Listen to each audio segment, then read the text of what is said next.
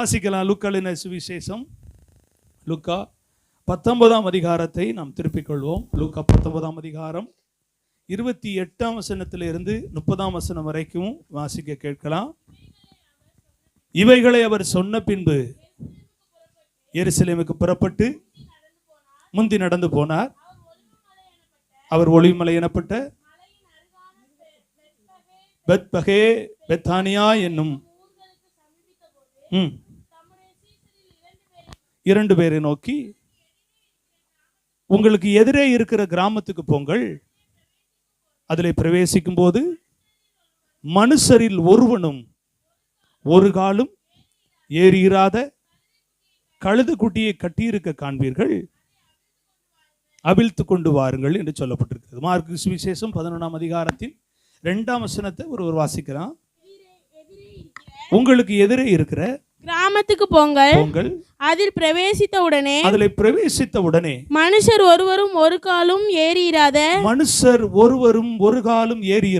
ஒரு கழுதை குட்டி கட்டியிருக்க காண்பீர்கள். அதை அவிழ்த்து கொண்டு வாருங்கள். அல்லேலூயா. அதை அவிழ்த்து கொண்டு வாருங்கள் என்று சொல்லப்பட்டிருக்கு. கவனிக்கீங்களா?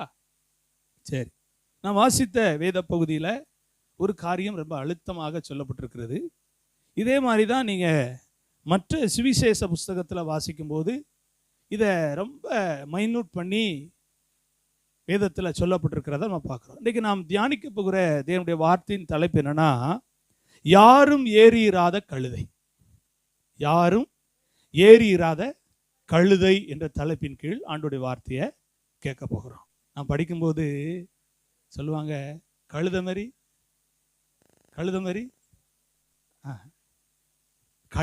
கத்துறான்னு சொல்லுவாங்க, கழுத மாதிரி கணக்காதன்னு சொல்லுவாங்க. ஆமாவா? கேள்விப்பட்டிருக்கீங்களா? அப்போ அதை எதுக்கு யூஸ் பண்ணுறோம்? எதுக்கு அந்த வார்த்தையை அந்த அந்த கழுதையை சம்மந்தப்படுத்தி பேசுறது எல்லாமே பார்த்தா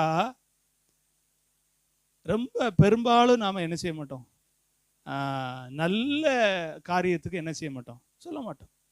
ஆனால் சில கடைகளில் ஒரு போர்டு போட்டிருப்பாங்க, என்னை பார் யோகம் வரும். இன்னைக்கு அந்த போர்டை யாராவது பார்க்குறீங்களா? எங்கேயாவது பார்க்குறீங்களா? இல்லை எங்கேயாவது பார்க்குறீங்களா? இப்போதைக்கு எங்கேயும் நீங்கள் பார்த்துருக்கீங்களா? எங்கே அந்த போர்டை பார்க்கவே. ஆனால் ஒரு குறிப்பிட்ட காலத்துக்கு முன்னால் நிறைய கடைகளில் என்ன இருக்கும், அந்த போர்டு இருக்கும், கழுத படம் போட்டு அதில் எழுதியிருக்கும், என்னை பார் யோகம் வரும் அப்படின்னு போட்டிருக்கும்.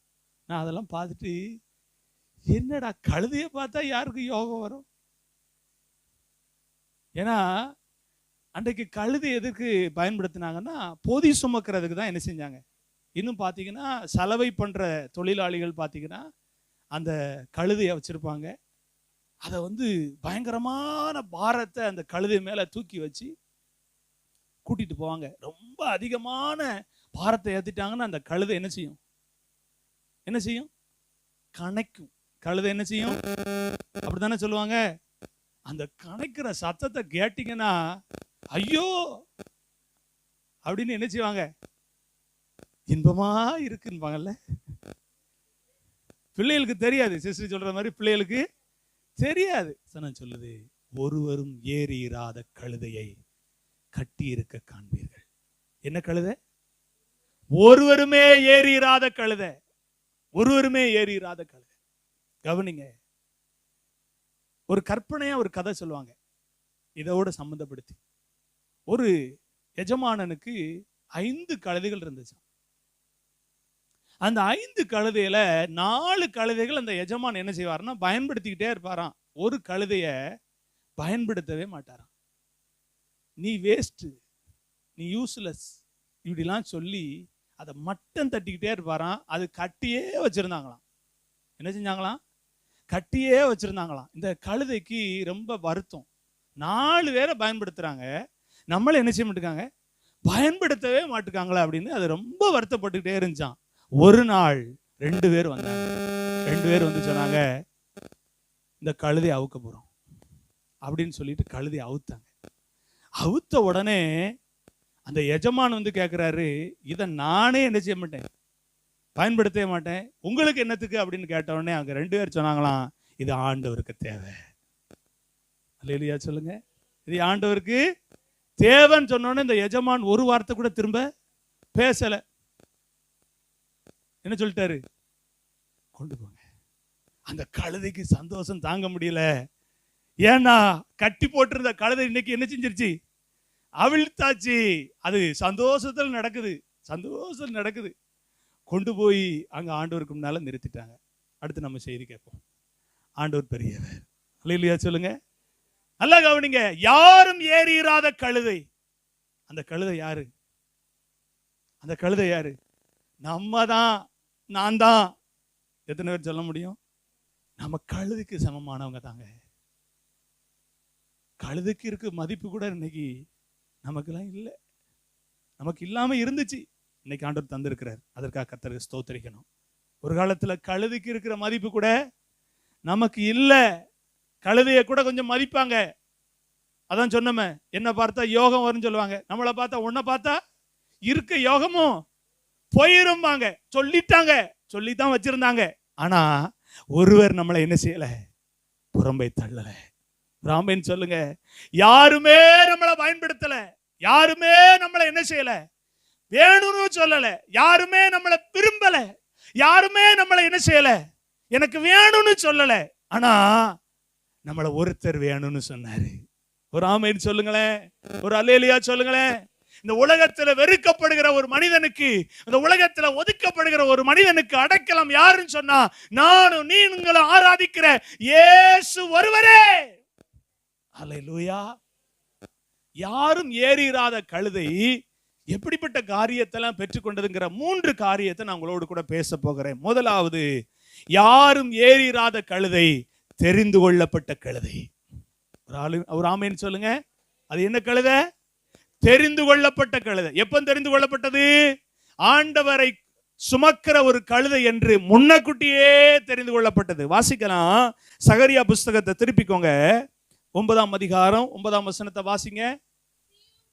சியோன் குமாரத்தியே, எருசலேம் குமாரத்தியே, கெம்பீரி, இதோ உன் ராஜா உன்னிடத்தில் வருகிறார். அவர் நீதி உள்ளவரும் ரட்சிக்கிறவரும் தாழ்மை உள்ளவரும் கழுதையின் மேலும் கழுதை குட்டியாகிய மரியின் மேலும் ஏறி வருகிறவருமாய் இருக்கிறார். இந்த தீர்க்க தரிசனம் எப்ப சொல்லப்பட்டது? முன்னமே சொல்லப்பட்டது. அப்ப நல்லா புரிஞ்சுக்கோங்க. இந்த கழுதையை ஆண்டவர் முன்னக்கூட்டியே என்ன செஞ்சிட்டாரு? சொல்லுங்க. ஆமா, தெரிந்து கொண்டாருங்க.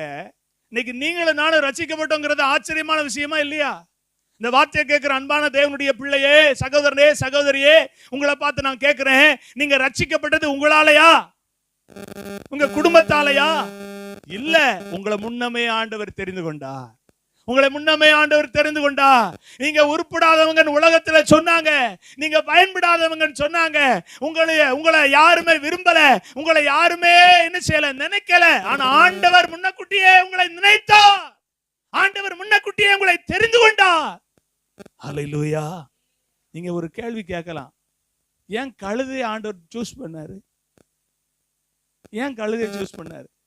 ஒரு ராஜா வரணும்னா எதுல வருவார்? குதிரையில. ஏன் கழுதை ஆண்டவர் தெரிந்து கொண்டாரு? குதிரையில ராஜா வந்தா அவர் வெற்றியின், சொல்லுங்க, வெற்றியின் ராஜா. கழுதையில வந்தா அவர் தோல்வியின் ராஜாவா? இல்லங்க, அவர் அமைதியின் ராஜா. ஒரு ஆமென் சொல்லுங்க. அப்போ இந்த கழுதை ஆண்டவர் முன்னமே என்ன செய்தார்னா, தீர்க்க தரிசனமாக சொல்லப்பட்டிருக்கிற வார்த்தை நிறைவேறுவதற்கு ஆயத்தப்படுத்தினார். ஆமென் சொல்லுங்க. இந்த கழுதை தான், இந்த கழுதை குட்டி தான் இயேசுவை சுமக்கும்னு சொல்லி அதற்கு முன்னக்கூட்டியே இருக்கிற அதனுடைய அந்த வம்சாவளியில ஆண்டவர் அப்படியே சூஸ் பண்ணிக்கிட்டே வந்திருப்பார். எத்தனை பேர் நம்புறீங்க? எத்தனை பேர் அதை ஆழமா யோசிக்கிறீங்க? எத்தனை பேர் அதை ஆழமா அதை உணர்றீங்க?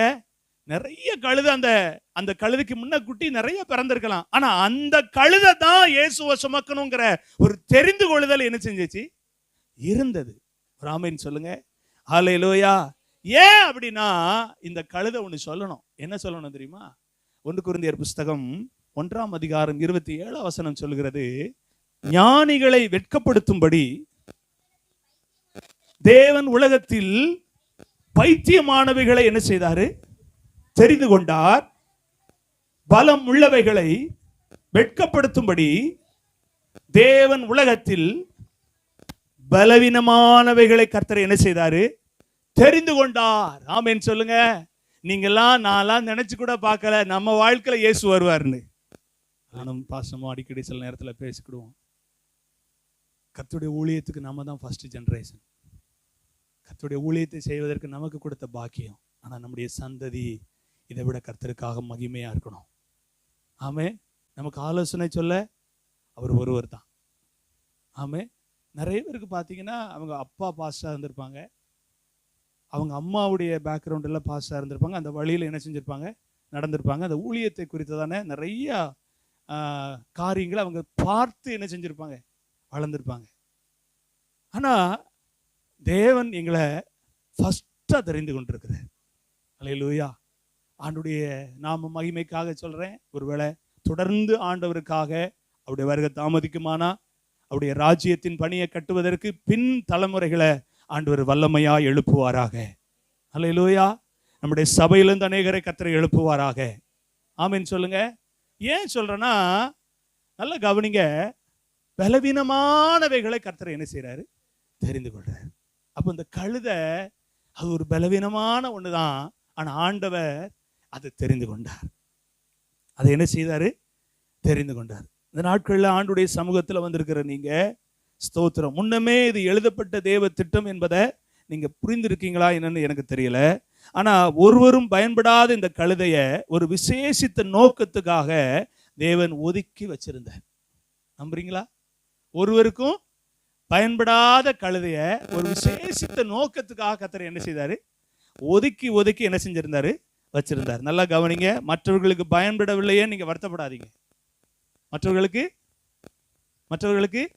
பயன்படலையே நீங்க என்ன செய்யாதீங்க. பயன்பட்டோம்னா நம்ம இந்த இடத்துல இருப்போமா? பயன்பட்டோம்னா அந்த இடத்துல இருப்போமா? நம்ம ஸ்டேட்டஸே வேற மாதிரி என்ன செஞ்சிருக்கோம்? நம்ம வாட்டுக்கு 5வது கியரை போட்டு என்ன செஞ்சுக்கிட்டு இருப்போம்? போய்கிட்டே இருப்போம். ஆண்டவருக்கு நமக்கு என்ன இல்லாம இருந்திருக்கும்? சம்பந்தமே இல்லாம இருந்திருக்கும். ஆனா ஆண்டவர் நம்மளை பயன்படுத்தலன்னா ஒரு குறுகிய மனப்பான்மையில நம்மளை பயன்படுத்தாம வைக்கல. அவருக்காக நம்ம தேவைங்கிறதுனால ஒதுக்கி ஒதுக்கி வச்சார். அல்லேலூயா சொல்லுங்க. நிறைய பேர் நம்மோடு படிச்சாங்க, நிறைய பேர் நம்மோடு கூட வாழ்ந்தாங்க, நிறைய பேர் நம்முடைய குடும்பத்துல இருந்தாங்க. ஆனா அவங்களுக்கெல்லாம் கிடைக்காத பாக்கியம் கழுதையாகிய நமக்கு கிடைச்சிச்சுன்னா, நாம் பயன்படாதவர்கள் அல்ல, நாம் விசேஷித்த காரியத்துக்காக பயன்படுவதற்காக ஒதுக்கி வச்சிருந்தார். அல்லேலூயா. விசேஷித்த காரியத்துக்காக. உலகம் இதெல்லாம் கண்டிருக்காது, உலகம் இதை கண்டுகொள்ள முடியாது, உலகத்துக்கு இதனுடைய மேன்மை என்ன செய்யாது? புரியாது. அல்லேலூயா. ஆண்டவருக்கு மகிமை உண்டாகட்டும். அப்போ இந்த கழுதை எப்படிப்பட்ட கழுதை? யாருமே ஏறியிராத கழுதை தான். ஆனா இது விசேஷமா தெரிந்து கொள்ளப்பட்ட கழுதை. நீங்களும் நானும் யாருமே என்னுடைய வாழ்க்கையில விருப்பப்பட்டு என்னோடு பயணிக்க விரும்பலையே, என் கூட பேச விரும்பலையே, என்னோடு இருக்க விரும்பலையே, நம்ம வருத்தப்பட்டது உண்மைதான். ஆனா ஆண்டவர் எதற்காக அதை அனுமதித்தார்னா, நான் ஆண்டவருக்கு தேவை, நான் ஆண்டவருக்கு தேவை. என் குடும்பத்தில் கர்த்தரை துதிக்கிற துதி எழும்பணும், என் நாவுல ஆண்டவரை உயர்த்துகிற வார்த்தை எழும்பணும், நான் ஆண்டவருக்காக என் வாழ்க்கையை அர்ப்பணிக்கணும் என்பதற்காக நான் யாருக்குமே பயன்படாத ஒரு மனிதனா ஆண்டவர் என்னை வாழ ஒதுக்கி ஒதுக்கி வச்சார். அல்லேலூயா. ஆனா சில நேரம் அது நமக்கு கசப்பா இருந்துச்சா இல்லையா? எல்லாருக்கும் நல்ல ஆப்பர்ச்சுனிட்டி இருக்கு, எனக்கு இல்லையே. உண்மையா நான் சொல்றேன், எங்கள் அப்பா அம்மா என்னை குறித்து கணக்கு போட்டது. அவங்க உட்காந்துருக்காங்க. நான் சொல்கிறேன், மஸ்கட்டுக்கு அனுப்பிடணும். எங்கே அனுப்பிடணும்? 6 முடிஞ்சு கேட்டு பாருங்க சொல்லுவாங்க. எப்படியாவது மஸ்கட்டுக்கு இவனை வேலைக்கு அனுப்பிடணும்னு பல பிளான் போட்டு வச்சுருக்காங்க. எங்கள் சித்தி அங்கே இருந்தாங்க. அப்போ மஸ்கட்டுக்கு போனால் நல்லா சம்பாதிக்கலாம், நல்ல மதிப்பு மரியாதை வந்துடும், இவனை எப்படியாவது படிக்க வச்சு என்ன செஞ்சிடணும், அனுப்பிடணும்னு பல பிளானு. ஆண்டவர் பார்த்தாரு, நீ மஸ்கட்டுக்கா போவ, பிஸ்கட்டு கூட நீ வழி இல்லாம ஒன்று இருக்கு பாரு. ஆமா, ஒவ்வொரு நாளும் என் வாழ்க்கையை குறித்து நான் வேதனைப்பட்டதெல்லாம் உண்டு. ஏன் ஆண்டவரை எனக்கு மட்டும் ஞானத்தை கொடுக்கல? ஏன் ஆண்டவரை எனக்கு மட்டும் நீங்க அந்த அறிவை கொடுக்கல? எல்லாரும் படிக்காங்கன்னா எனக்கு மட்டும் ஏன் படிப்பு ஏறலையே அப்படின்னு வேதனைப்பட்ட நாட்கள்லாம் நிறைய உண்டு. ஆனா உண்மையா சொல்லுவேன், அந்த ஒதுக்கப்பட்ட நிலைமை என் ஆண்டுடைய உன்னதமான பணியை செய்வதற்கு எனக்கு கத்தர் வச்சிருந்த விலையேற பெற்ற பாக்கியம். இந்த வார்த்தை கேட்கிற நீங்க யாரா இருந்தாலும் சரி, ஒதுக்கப்பட்டுக்கிட்டே இருக்கும்னு நினைக்கிறீங்களா? ஏதோ ஒரு விசேஷத்தை நோக்கம் உங்களை விட்டு வச்சிருக்கிறார். ஏதோ ஒரு பெரிய திட்டம் வச்சிருக்கிறார். ஏதோ ஒரு பெரிய நோக்கம் வச்சிருக்கிறார். உங்க மூலமா ஆண்டவர் மகிமைப்படுவதற்கு ஏதோ உங்களை ஒதுக்கிறாரு. கவலைப்படாதீங்க. உங்க வாழ்க்கையில படிப்பு இல்லையா? உங்க வாழ்க்கையில ஞானம் இல்லையா? உங்க வாழ்க்கையில திறமை இல்லையா? உங்க வாழ்க்கையில யாருக்குமே உபயோகமற்ற சூழ்நிலை நீங்க நினைச்சு உங்க இருதயத்துல வெம்பி கொண்டு இருக்கீங்களா? கர்த்தர் தெளிவா சொல்றாரு, நீங்க ஆண்டவருக்கு தேவை என்பது பரலோகம் தீர்மானித்த திட்டம், பரலோகம் தெரிந்து கொண்டிருக்கிற சித்தம். அதை யாராலையும் தடுத்து நிறுத்த முடியாது. ஒரு ஆமென் சொல்லுங்களேன். கட்டப்பட்டிருக்கிற அந்த கழுதைய 2 பேரை அனுப்பி சொல்றாரு, இந்த கிராமத்துக்கு போங்க, அங்க கட்டி இருக்கும், அதை நீங்க என்ன செய்யுங்க. அப்ப தெரிந்து கொள்ளப்பட்ட கழுதையா இருந்தா தானே ஆண்டவர் அனுப்புறாரு. அல்லேலூயா. ஆண்டவர் உங்களோட பேசுறாரு. நீங்கள் தெரிந்து கொள்ளப்பட்டவர்கள், நீங்கள் தேவனால் தெரிந்து கொள்ளப்பட்டவர்கள். நீங்க தேடி போறதை விட அவர் உங்களை தேடி வந்துட்டாரு. ஆமென் சொல்லுங்க. உங்களை தேடி அவரு வந்துட்டு அந்த வார்த்தையின் மூலம் உங்களை தேடி வந்துட்டாரு. தேடி வந்தவங்களுக்காக கர்த்தரை ஸ்தோத்திரம் பண்ணுங்க. இன்னும் தேடலே நினைச்சுக்கிட்டு இருக்க உங்களை பார்த்து ஆண்டவர் சொல்றாரு, உங்களையும் தேடி வர்றாரு. ஆமென். 2வது ஸ்தோத்திரம். இந்த கழுதை எப்படிப்பட்ட கழுதை? 31ஆம் வசனம் சொல்லுது. லூக்கா 19:31 சொல்லுது, அதை ஏன் அவிழ்க்கிறீர்கள் என்று யாராவது உங்களிடத்தில் கேட்டால் அது ஆண்டவருக்கு வேண்டும் என்று சொல்லுங்கள் என்றார். அந்த 30ஆம் வசனத்தின் கடைசி சொல்லப்பட்டிருக்கு, அதை அவிழ்த்து கொண்டு வாருங்கள். அப்புறம் தான் சொல்லுது, அது ஏன் அவிழ்க்கிறீர்கள் என்று யாராவது உங்கள்கிட்ட கேட்டாங்கன்னா அது ஆண்டவருக்கு வேண்டும் என்று சொல்லுங்கள். 2வது, இந்த கழுதை எப்படிப்பட்ட கழுதை? ஸ்தோத்திரம். கட்டுகள் அவிழ்க்கப்பட வேண்டிய கழுதை. அல்லேலூயா. இன்னும் இதை சொல்லணும்னா இது ஆண்டவருக்கு தேவையான கழுதை. இதை 2 விதமா கூட நீங்க என்ன செஞ்சுக்கலாம், நீங்க எழுதிக்கிடலாம். 2மே பொருந்தும். இந்த வசனத்தின்படி கட்டுகள் அவிழ்க்கப்பட வேண்டிய, ஏன்னா இது ரொம்ப நாளா என்ன செஞ்சிருக்கு, ரொம்ப நாளா கட்டப்பட்டே இருக்கு. நிறைய பேர் சொல்றாங்க இந்த கட்டை யாரும் என்ன செய்ய முடியாது, அவிழ்க்கவே. எவ்வளவு பெரிய ஆள்லாம் வந்துருச்சு, எவ்வளவு பெரிய ஆட்கள்லாம் வந்து பிரயாசப்பட்டு பார்த்தாங்க. ஆமா, இதை அவிழ்க்கவே முடியாது. ஒருவேளை உங்களை பார்த்து அப்படி சொல்றாங்கன்னா இன்னைக்கு ஆண்டவர் சொல்றாரு, இல்ல இல்ல இல்ல இல்ல இல்ல, ஆமா அதெல்லாம் நிச்சயமா சாத்தியம். நான் நிச்சயமா உன் கட்டுகள் இருந்து உன்னை அவிழ்ப்பேன். நான் நிச்சயமா உன்னை அவிழ்ப்பேன். உன்னுடைய கட்டுல நீ தொடர்ந்து வாழ போறதில்ல. உன் கட்டுக்குள்ள நீ உழந்து கிடக்க போறதில்ல. உன் கட்டு உன்னை மேற்கொள்ள முடியாது. நான் சொல்றேன், உன் கட்டு அவிழ்க்கப்படும்.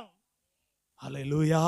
அது எப்பேற்பட்ட மந்திர கட்டா இருந்தாலும் சரி, அது எப்பேற்பட்ட செய்வன கட்டா இருந்தாலும் சரி, அது எப்பேற்பட்ட பொல்லாத ஆவியின் கட்டா இருந்தாலும் சரி, இன்னைக்கு கர்த்தர் சொல்றாரு, அது ஆண்டவருக்கு தேவை இருக்கிற அப்படினால கர்த்தர் நிச்சயமா கட்டுகளை அவிழ்ப்பார்.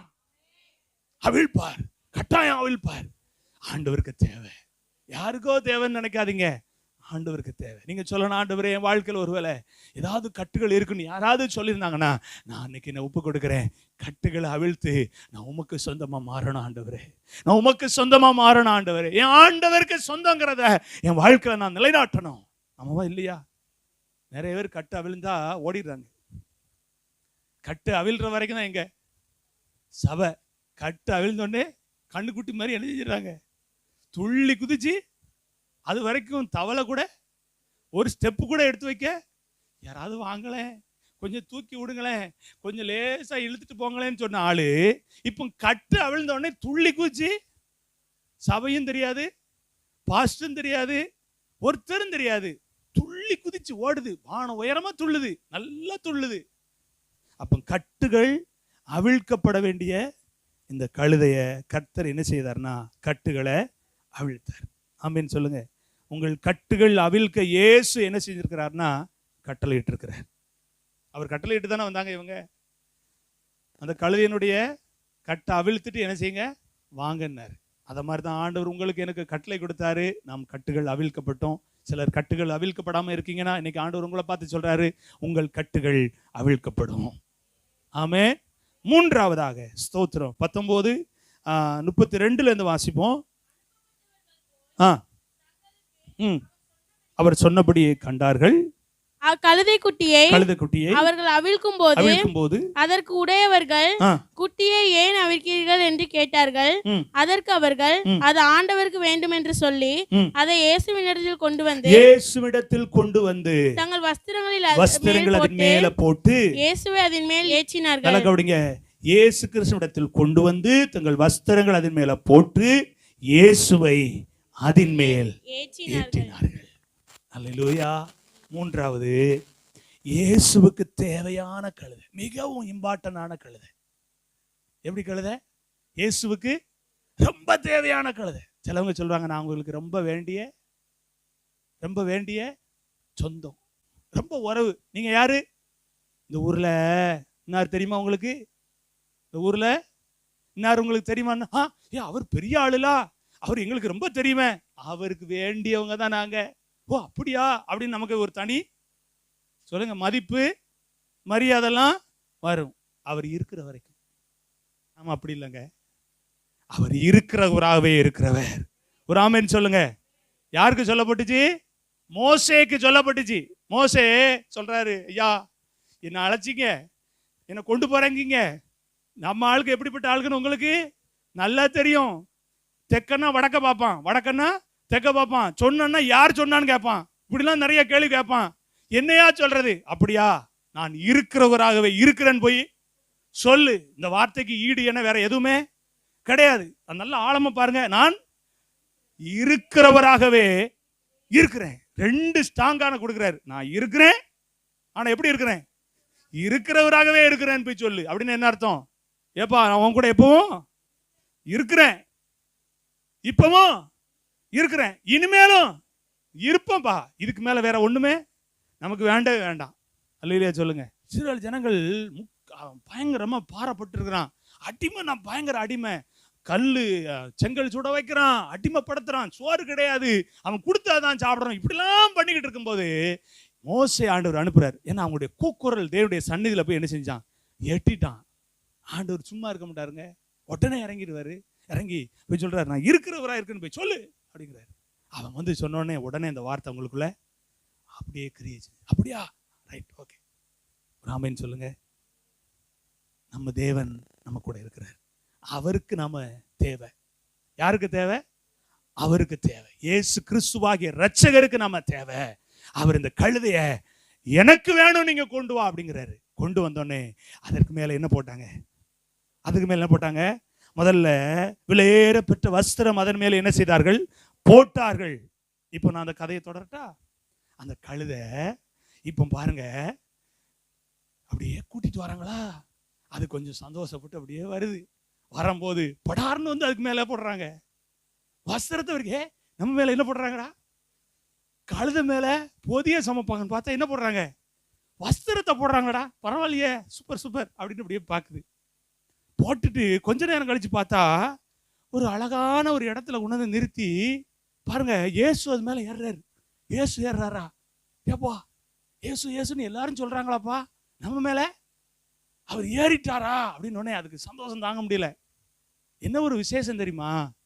இயேசுடைய அந்த கரம் அந்த கழுதை மேல பட்ட உடனே ஒரு விசேஷித்த ஒரு அனுபவத்தை உணருது. ஒரு ஆமென் சொல்லுங்களேன். எத்தனை பேர் உணர்ந்திருக்கீங்க? ரட்சிப்பின் அனுபவத்தை முத நம்ம அனுபவிச்சோம் பாருங்க. முத நாம அதை அனுபவிக்கும் போது நமக்கு எப்படி இருந்துச்சுன்னா, ஓ எக்ஸலண்ட், அமேசிங். அது வந்து ரொம்ப மிகைப்படுத்தக்கூடிய ஒரு வார்த்தை. ஏன்னா அந்த ரட்சிப்புக்கு நான் தகுதியானவனே கிடையாது. அந்த ரட்சிப்பு என்ன செஞ்சிச்சு? தேடி வந்து எனக்குள்ள அந்த ரட்சிப்பு வந்த போது எனக்கு இருந்த சந்தோஷத்துக்கு அளவே இல்லைல்ல. அது மாதிரி தான் அந்த கழுதைக்கு இருந்துச்சு. கரம் பட்ட உடனே ஒரு அமைதி, கரம் பட்ட உடனே ஒரு சாந்தம், கரம் பட்ட உடனே ஒரு கீழ்ப்படிதல் அந்த கழுதைக்கு வந்துச்சு. அப்படியே அமைதியாச்சு. இயேசு அப்படியே சுமந்துட்டு போகும்போது பார்த்தா நிறைய பேர் வஸ்திரத்தை என்ன செய்றாங்க? நெரிக்கிறாங்க. நிறைய பாருங்க அந்த கிளைகளை எல்லாம் கீழே போட்டு அப்படியே ஒரு வரவேற்பு. இப்ப சத்தம் எழும்புது, ஓசன்னா ஓசன்னா ஓசன்னான்னு சொன்னோடனே எல்லாரும் பயங்கர சவுண்டு போட்டோடனே இந்த கழுதை குனிஞ்சிட்டே போனது என்ன செய்யுது? இப்படி பாக்குது. பார்த்த உடனே நினைக்குது, நம்மளை தான் சொல்றாங்க. யார சொல்றாங்க? ரட்சிப்பு வரும்போது சந்தோஷத்தமா இருக்கு. கொஞ்சம் நாட்கள் போக போக நமக்குள்ளேயும் கொஞ்சம் சில நேரம் என்ன வருது? மகிமையும் கனமும் யாருக்கு தான்? எனக்கு தான், எனக்கு தான். ஏன்னா எனக்கு கொஞ்சம் ஏற்கனவே கொஞ்சம் திறமை எனக்கு இருக்கு, எனக்கு கொஞ்சம் டேலண்ட் எனக்கு கொஞ்சம் இருக்கு. நான் கொஞ்சம் நல்லா படிப்பேன், நான் கொஞ்சம் நல்லா சில காரியங்களை ரொம்ப யூகித்து பண்ணுவேன். இப்படிலாம் நமக்குள்ள வந்த உடனே சொல்லப்படுகிற வார்த்தை எல்லாம் யாருக்கு தான்? எனக்கு தான் அப்படின்னு நினைக்கும் போது மறுபடியும் ஆண்டுடைய கரம் அது மேல என்ன செய்யுது? அப்படி அமைக்கப்படும். உடனே அதுக்குள்ள ஒரு உணர்வு, இல்லை இல்லை இல்லை, இந்த கனமும் மகிமை யாருக்குரியதுன்னா என் மேல ஒருத்தர் இருக்கிறார் பாருங்க, அவருக்குரியது. ஆமேன்னு சொல்லுங்க. நான் அவரை சுமக்கிற ஒரு பாத்திரம் மட்டும்தான். நான் சுமக்கிறதுக்கு தான் நான் தெரிந்து கொள்ளப்பட்டவன். நான் உன்னதமான கர்த்தரை சுமக்கிற ஒரு மனிதன் தான். நான் உன்னதமானவரை சுமந்து அவரை நான் மகிமையோடு கொண்டு செல்லக்கூடிய ஒரு பாத்திரம் தான் அப்படின்னு உணர்ந்து, இல்லை இல்லை கனம் உமக்கு தான் ஆண்டவரேன்னு சொல்லக்கூடியதா மாறிச்சான். ஆமேன்னு சொல்லுங்களேன். ஒரு அலையிலேயே சொல்லுங்க. எவ்வளவு பயன்பட்டாலும் சரிங்க, எனக்காக தாழ்மையா ஜெபம் பண்ணுங்க. நான் உங்களுக்கு முன்னால் நிற்கிறேன், இதே மாதிரி இருக்கணும். ஹல்லேலூயா. நம்மளை கர்த்தர் ஊழியத்தில் பெரிய ஆட்களா பிரகாசிக்க பண்ணுவார். நம்புறீங்களா? பெரிய காரியங்களை நம்மளை கொண்டு செய்வார். ஆனா எப்போதும் தேவனுடைய பார்வையில சாதாரணமானவர்களா இருக்க ஆண்டவர் கிருபை செய்வாராக. ஆமென். ஹல்லேலூயா. எவ்வளவு உயர்ந்தாலும் நான் எம்மாத்திரம்னு சொல்ற வார்த்தையை ஒரு நாள் மறந்துடக்கூடாது. எல்லா கணத்துக்கும் பாத்திரர் யாருன்னா நீங்க மட்டும்தான் ஆண்டவரே. ஆமென்னு சொல்லுங்க. ஹல்லேலூயா. நமக்குள்ள ஆண்டவர் அநேகரை எழுப்ப போறாரு, அநேகர் ஆண்டவர் பயன்படுத்த போறாரு. என்ன பயன்படுத்தினாலும் எல்லா விதத்திலையும் சொல்லணும், எல்லா கணமும் எல்லா மகிமையும் உமக்கு மட்டும்தான் ஆண்டவரே, உமக்கு மட்டும்தான் உண்டு ஆண்டவரேன்னு சொல்லுகிறவளா இருக்கணும். ஆமென்னு சொல்லுங்க. ஹல்லேலூயா. இந்த கணமெல்லாம் இயேசுவை சுமக்கிறதுனால கிடைக்குது, இயேசுவை சுமந்து கொண்டு வருவதனால கிடைக்கு. இன்னைக்கு நாம இயேசுவை சுமக்கக்கூடியவங்களா இருக்கிறோமா? இயேசு நம்ம மேல உட்கார்ந்ததெல்லாம் உண்மைதான், இயேசு நம்ம மேல அமர்ந்ததெல்லாம் உண்மைதான். ஆனா நாம நம்முடைய வாழ்க்கையில அவருடைய ராஜ்யம் போய் சேர்ற வரைக்கும் அவர் நம்ம என்ன செய்யணும்னா சுமந்து செல்லணும். அவருடைய வசனத்தை சுமந்து செல்லணும், அவருடைய வார்த்தைகளை சுமந்து செல்லணும், அவருடைய பிரசன்னத்தை சுமந்து செல்லணும். அவருக்குரிய பயத்தோடு நாம வாழணும். அவருடைய பிரதிஷ்டைக்குரிய வாழ்க்கையில நாம என்ன செய்யணும்? அவரை சுமந்து செல்லணுங்கிறது தேவ திட்டமா இருக்கிறது. கேட்கிற யாரா இருந்தாலும் சரி, உங்களோட கர்த்தர் பேசி இருக்கிறாரு. கண்ண மூடி தேவ சமூகத்தில் ஜெபம் பண்ணுவோம். ராஜா என் மேல இருக்கிறார். எத்தனை பேர் சொல்ல முடியும்? ராஜா என் மேல இருக்கிறார். ராஜாதி ராஜா இயேசு என் மேல இருக்கிறார். அவரை சுமந்து செல்கிற பாக்கியம் எனக்கு கிடைச்சிருக்கு. அவரை சுமந்து செல்கிற பாக்கியத்தை எனக்கு தந்திருக்கிறாரு. எவ்வளவு கனம் வந்தாலும் எவ்வளவு மகிமை வந்தாலும் அது எனக்குரியதல்ல, என் ராஜாவாகிய இயேசுக்கு உரியதுன்னு சொல்லி எல்லாரும் வாயை திறந்து, கொஞ்சம் வாயை திறந்து ரெண்டு ஒரு வார்த்தை சொல்லி ஆண்டவரை மகிமைப்படுத்தி சொல்லுங்க. என் வாழ்க்கையில என்னை தெரிந்து கொண்டவர், என்னை பயன்படுத்துவதற்கு என் கட்டுகளை அவில பண்ணி அவரோடு கூட இணைத்திருக்கிறாரு, அவரோடு கூட என்னை இசைய பண்ணி இருக்கிறாரு. நான் ஆண்டவருக்கு தேவை, நான் இயேசுவுக்கு தேவை, நான் இயேசுவுக்கு தேவையான ஒரு அனுபவத்தை என் வாழ்க்கையில் அனுமதிச்சாரு. நான் சொல்றேன், அவருக்குரியவன், நான் அவருக்குரியவள். சொல்லுங்க வாயை திறந்து, நான் ஆண்டவருக்குரியவள், நான் ஆண்டவருக்குரியவன், என் ஆண்டவருக்குரியவன். சொல்லுங்க வாயை திறந்து. அல்லேலூயா. நன்றி ஆண்டவரே, உம்மை உயர்த்துகிறோம். அல்லேலூயா, அல்லேலூயா. நீர் இல்லாமல் நான் இல்லையே, நீ சொல்லாமல் உயர்வு இல்லையே, நீங்க இல்லாம நாங்க இல்லையே, நீங்க சொல்லாம உயர்வு இல்லையே. உங்க பிரசன்னந்தா எனது முகவரி, உங்க பிரசன்னந்தா எனது தகுதி, உங்க பிரசன்னந்தா எனது முகவரி, உங்க பிரசன்னந்தா எனது தகுதி. நல்ல பிதாவே, உம்முடைய நாமத்துக்கு மகிமை செலுத்துகிறோம். யாரும் ஏறிராத கழுதையை தெரிந்து கொண்டு, யாரும் ஏறிராத கழுதையினுடைய கட்டுகளை அவிழும்படி நீங்க கட்டளையிட்டீர். யாரும் ஏறிராத கழுதைக்கு அவரோடு இருக்கக்கூடிய, அவரை சுமக்கக்கூடிய மேன்மையான பாக்கியத்தை கொடுத்தீர். இந்த வார்த்தை கேட்ட இந்த பிள்ளைகள் ஒவ்வொருவராகிய எங்களுக்கும் இந்த பாக்கியம் கிடைச்சிருக்குன்னு சொல்லி ஒப்பு கொடுக்கிறேன். உடைய பிள்ளைகளுடைய வாழ்க்கையில ஒரு மருவம் உண்டாகட்டும். உடைய பிள்ளைகளுடைய வாழ்க்கையில ஒரு உன்னத திட்டம் உடைய பிள்ளைகளுக்கு ஆண்டவரே விளங்க பண்ணுங்கப்பா. தேவனே, நான் ரட்சிக்கப்பட்டது சாதாரணமானதல்ல, என்னுடைய ரட்சிப்பு விலையேறப்பட்டது என்று சொல்லி உணர்ந்த உடைய பிள்ளைகள் உமக்கான வாழ்க்கை, உம்முடைய சித்தத்துக்கு பிரியமான ஒரு வாழ்க்கை வாழக்கூடியவங்களா. எதிரான வாழ்க்கை வேண்டாம், மாய்மாலமான வாழ்க்கை வேண்டாம். நிராகரிக்கிற வாழ்க்கை வேண்டாம், அலட்சியமான ஒரு வாழ்க்கை வேண்டாம். நீங்க விரும்புற வாழ்க்கை நம்முடைய பிள்ளைகள் வாழும்படி ஒவ்வொருவருக்கும் உதவி செய்யுங்க. இந்த சத்தம் எங்கெல்லாம் போகிறதோ அங்கெல்லாம் ஆண்டவரே தேவனுக்கென்ற ஒரு பெரிய அசைவு உண்டாகட்டும், பெரிய அசைவு உண்டாகட்டும். இந்த பிள்ளைகளுடைய வாழ்க்கையில திறமைய, படிப்பை, பணத்தை, அந்தஸ்தை பெருசா பார்க்காம நான் அவருக்கு முன்னால என்னை தாழ்த்துறேன் என்ன சொல்லி ஒப்பு கொடுக்க பண்ணுங்க. உங்க நாம மகிமைப்படட்டும். எங்களோடு பேசின வார்த்தைக்காக நன்றி செலுத்துகிறேன். உமக்கு மகிமையும் கனமும் உண்டாகட்டும். சகல துதி கன மகிமை உமக்கு செலுத்துகிறேன். இயேசுவின் நாமத்தில் ஜெபிக்கிறேன் ஜீவனுள்ள நல்ல பிதாவே. என் ஆத்துமாவே கர்த்தரை ஸ்தோத்திரி, என் முழுலமே பரிசுத்த நாமத்தை ஸ்தோத்திரி. என் ஆத்துமாவே கர்த்தரை ஸ்தோத்திரி. கர்த்தர் செய்த சகல உபகாரங்களை மறவாதே. அவரின் அக்கிரமங்கள் எல்லாம் மன்னித்து, என் நோய்கள் எல்லாம் குணமாக்கி, என் பிராணனை அழிவுக்கு விலக்கி மீட்டு, என்னை கிருபையினால் இரக்கங்களினால் முடிசூட்டி, நன்மையால் என் வாயை திருப்தியாக்குகிறார். கழுக்கு சமானமாய் என் வயது திரும்ப வாழ வயது போலாகிறது. ஆமென். நம்முடைய கர்த்தராகிய இயேசு கிறிஸ்துவினுடைய கிருபையும் பிதாவாகிய தேவனுடைய அன்பும் பரிசுத்தாவியினுடைய ஐக்கியமும் சமாதானமும் சந்தோஷமும் நம் அனைவரோடு கூட, இந்த வார்த்தை கேட்கிற ஒவ்வொரு பிள்ளைகளோடு கூட என்றென்றைக்கு இருந்து காத்து நடத்துவதாக. ஜெய கிறிஸ்து முன் செல்கிறா, ஜெயமாக நடத்திடுவா. ஜெய கீதங்கள் நாம் பாடியே ஜெய கொடியும் ஏற்றிடுவோ. ஜெயம் அல்லேலூயா அவர் நாமத்திற்கே, ஜெயம் அல்லேலூயா அவர் நாமத்திற்கே. ஹல்லேலூயா, ஹல்லேலூயா, ஹல்லேலூயா. கர்த்தர் உங்களை ஆசீர்வதிப்பாராக. ஆமென். ஸ்தோத்திரம்.